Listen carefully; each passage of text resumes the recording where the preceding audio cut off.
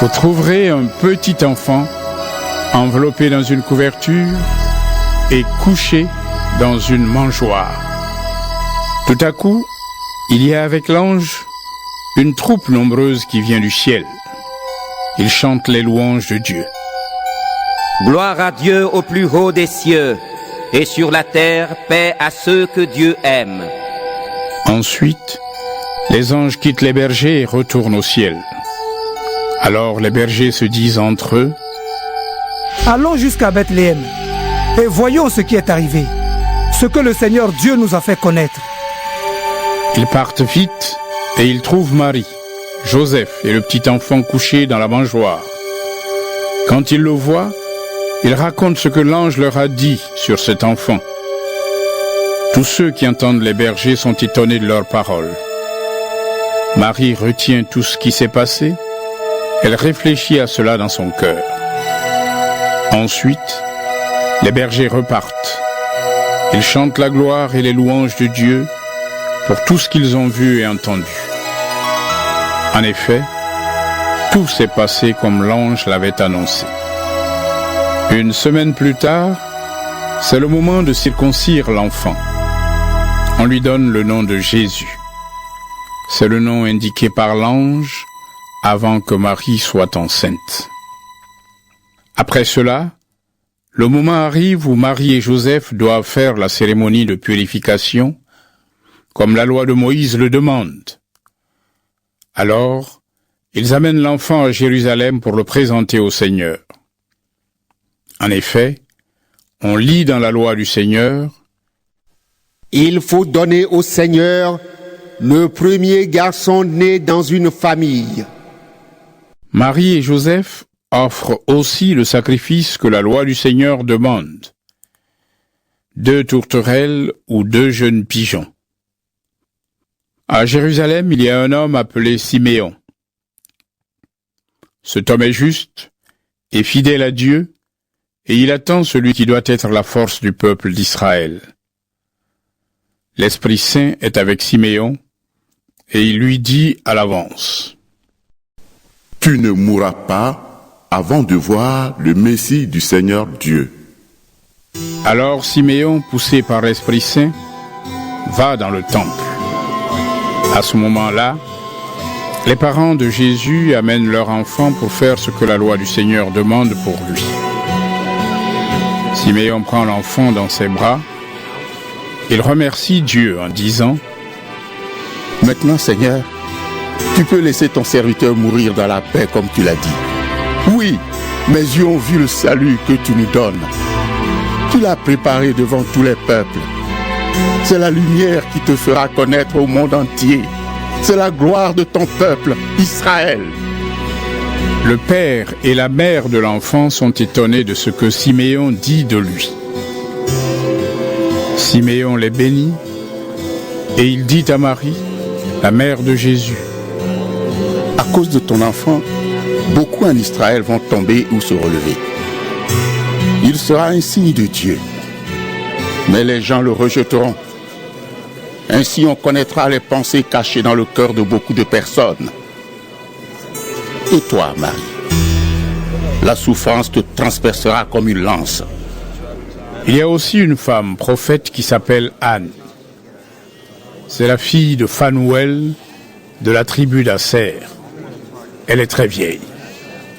Elle a vécu avec son mari pendant 7 ans. Puis elle est devenue veuve. Elle a 84 ans. Anne ne quitte pas le temple et elle sert Dieu nuit et jour, en jeûnant et en priant. Elle est là en même temps que Siméon et se met à remercier Dieu. Elle parle de l'enfant à tous ceux qui attendent la libération de Jérusalem. Quand les parents de Jésus ont fait tout ce que la loi du Seigneur demande, ils retournent en Galilée, à Nazareth, leur ville. L'enfant grandit et se développe. Il est rempli de sagesse et le Dieu d'amour est avec lui. Chaque année, les parents de Jésus vont à Jérusalem pour la fête de la Pâque. Quand Jésus a 12 ans, il vient avec eux, comme c'est la coutume. Après la fête, ils repartent. Mais l'enfant Jésus reste à Jérusalem et ses parents ne s'en aperçoivent pas. Ils pensent que l'enfant est avec les autres voyageurs. Ils marchent pendant une journée, puis ils se mettent à le chercher parmi leurs parents et leurs amis. Mais ils ne le trouvent pas. Alors, ils retournent à Jérusalem en le cherchant. Le troisième jour, ils trouvent l'enfant dans le temple. Il est assis au milieu des maîtres juifs. Il les écoute et il leur pose des questions. Tous ceux qui entendent l'enfant sont surpris par ses réponses pleines de sagesse. Quand ses parents le voient, ils sont vraiment très étonnés et sa mère lui dit: Mon enfant, pourquoi est-ce que tu nous as fait cela? Regarde, ton père et moi, nous étions très inquiets en te cherchant. Il leur répond: Vous m'avez cherché?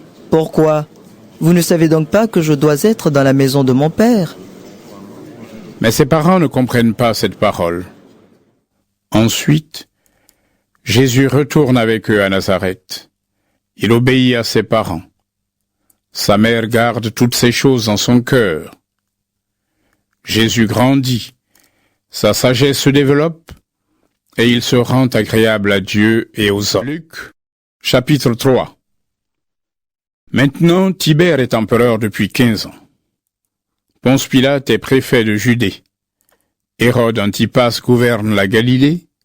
Philippe, le frère d'Hérode Antipas, gouverne l'Ithurée et la Trachonite. Lysanias gouverne l'Abilène. Anne et Caïphe sont grands prêtres. À ce moment-là, dans le désert, Dieu adresse sa parole à Jean, le fils de Zacharie, et Jean va dans toute la région du Jourdain. Il lance cet appel. Faites-vous baptiser pour montrer que vous voulez changer votre vie. Et Dieu pardonnera vos péchés. En effet, dans le livre du prophète Ésaïe, on lit: Un homme crie dans le désert: Préparez la route du Seigneur. Faites-lui des chemins bien droits. On remplira tous les ravins. On aplatira toutes les montagnes et toutes les collines. Les tournants de la route deviendront droits. On remettra les mauvais chemins en bon état. Et tous verront que Dieu veut les sauver. Des foules viennent pour que Jean les baptise. Jean leur dit: Espèce de vipère! La colère de Dieu va venir. Et vous croyez que vous pouvez l'éviter? Qui vous a dit cela? Faites donc de bonnes actions pour montrer que vous avez changé votre vie. Ne vous mettez pas à penser. Notre ancêtre, c'est Abraham. Oui, je vous le dis. Vous voyez ces pierres ici?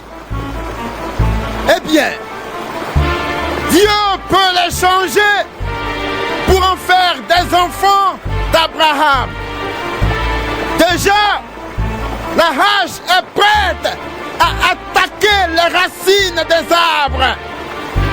Tous les arbres qui ne produisent pas de bons fruits, on va les couper et les jeter dans le feu. Alors les foules demandent à Jean: Qu'est-ce qu'il faut faire? Il leur répond: Celui qui a 2 vêtements doit en donner un à celui qui n'en a pas. Celui qui a de la nourriture doit en donner à celui qui n'en a pas. Les employés des impôts viennent aussi pour que Jean les baptise. Ils demandent à Jean: Maître, qu'est-ce qu'il faut faire? Jean leur répond: Vous savez ce qu'on doit payer pour l'impôt. Ne demandez pas plus. Des militaires demandent à Jean: Et nous, qu'est-ce que nous devons faire? Il leur dit: Ne prenez d'argent à personne, ni par la force, ni par le mensonge. Contentez-vous de votre salaire. Le peuple attend ce qui va arriver et tous se demandent en eux-mêmes: Jean est peut-être le Messie.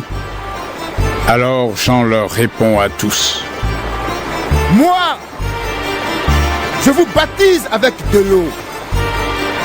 Mais il vient, celui qui est plus puissant que moi. Je ne suis pas digne de lui enlever ses sandales.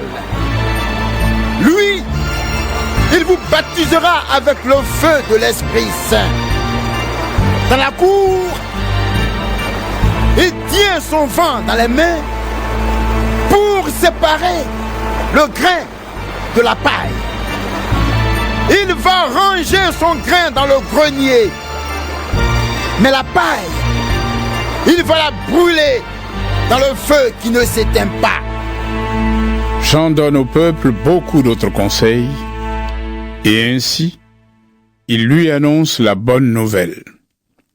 Le gouverneur Hérode a pris Hérodiade, la femme de son frère. Il a fait encore beaucoup d'autres mauvaises actions. À cause de tout cela, Jean fait des reproches à Hérode. Alors, Hérode fait une mauvaise action de plus. Il met Jean en prison. Quand tout le peuple est baptisé, Jésus aussi est baptisé. Au moment où il prie, le ciel s'ouvre et l'Esprit Saint descend sur lui sous la forme d'une colombe. Une voix vient du ciel et dit: Tu es mon fils très aimé. C'est toi que j'ai choisi avec joie. Jésus a environ 30 ans quand il commence à annoncer la bonne nouvelle. On pense qu'il est fils de Joseph. Joseph est fils d'Élie. Élie est fils de Matat. Matat est fils de Lévi. Lévi est fils de Melki. Melki est fils de Janaï. Janaï est fils de Joseph. Joseph est fils de Matthias. Matthias est fils d'Amos. Amos est fils de Naoum. Naoum est fils d'Esli. Esli est fils de Nagaï. Nagaï est fils de Maat. Maat est fils de Matthias. Matthias est fils de Séméine. Séméine est fils de Yosek. Yosek est fils de Yoda. Yoda est fils de Yohanan. Yohanan est fils de Réza. Réza est fils de Zorobabel. Zorobabel est fils de Shealtiel. Shealtiel est fils de Néri.